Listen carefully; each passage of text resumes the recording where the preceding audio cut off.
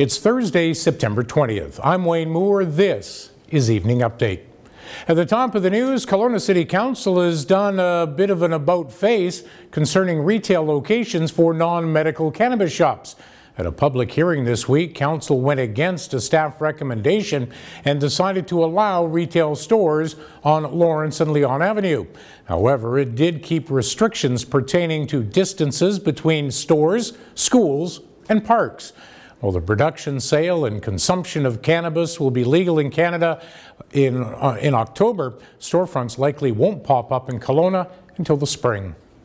True Leaf Medicine International in Lumbee has named the former Lululemon Athletica vice president as its chief financial officer. Carrie Biggs has more than 20 years of finance and business experience. Biggs says joining True Leaf is a unique opportunity to work for a strong company with a leading position in the high-growth pet and cannabis markets. A man facing first-degree murder charges will have to wait a little longer for his day in court. Paramjit Singh Bogar will be back in a Vernon courtroom on October 4th for an arraignment.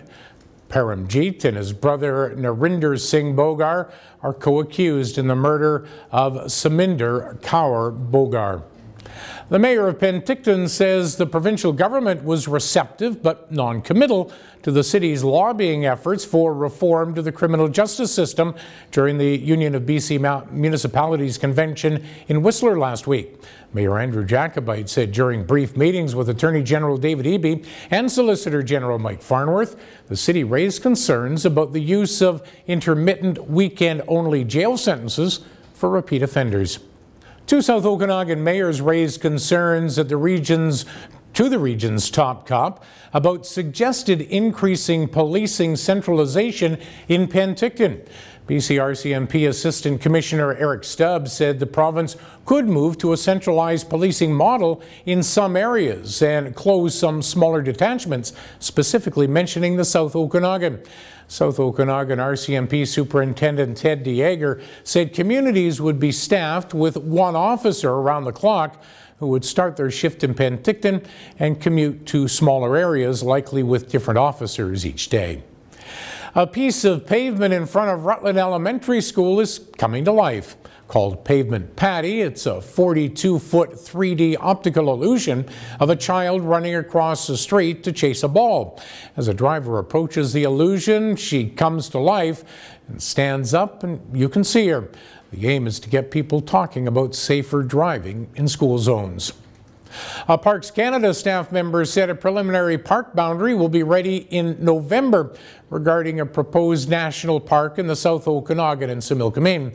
Project manager Sarah Boyle was before the Regional District Board on Thursday, where she said public consultation throughout the region will begin in November and last until January. A controversial billboard has come up in West Kelowna near the junction of Old Okanagan Highway and Highway 97 South. Kelowna Animal Action is responsible for installing and fundraising to pay for the sign. All told, there are 3 of the billboards now up across the Okanagan. It's the 3rd billboard in a series of billboards depicting the cruelty inherent in factory farmed animals. The 7th annual United Way drive-through breakfast fundraiser was a huge success in Penticton this morning. Cars were lined up at 6 a.m. It stayed that way the rest of the morning. Food was gone before the lineups. The United Way raised $21,000. That's $1,000 more than its target. The 20th annual Maxine DeHart drive-through breakfast in Kelowna goes October 11th. An employee at a Rite Aid warehouse opened fire at work Thursday, killing 3 people before taking her own life, according to authorities. Several other people were wounded. The suspect was a 26-year-old temporary employee at the distribution center in northeastern Maryland. She had been taken into custody in critical condition that morning. Her name was not immediately released.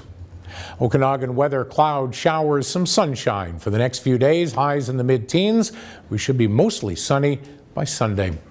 Coming up tonight and tomorrow, Costco becomes a Kelowna political football.